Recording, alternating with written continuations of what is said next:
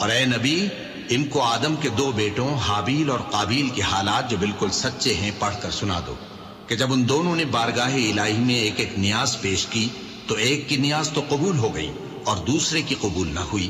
تب قابیل حابیل سے کہنے لگا کہ میں تجھے قتل کر دوں گا۔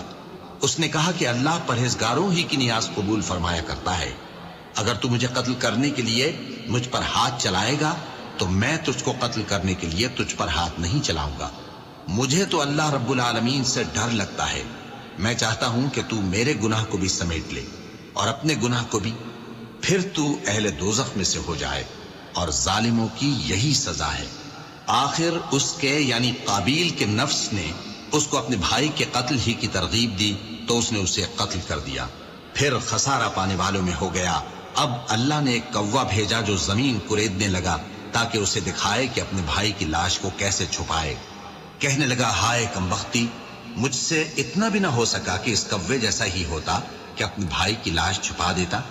پھر وہ پشیمان ہو گیا۔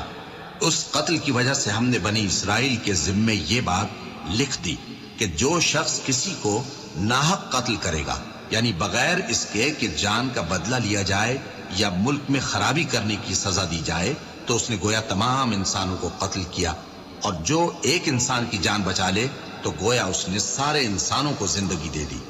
اور ان لوگوں کے پاس ہمارے پیغمبر روشن دلیلیں لا چکے، پھر اس کے بعد بھی ان میں بہت سے لوگ ملک میں زیادتیاں کرنے والے ہیں۔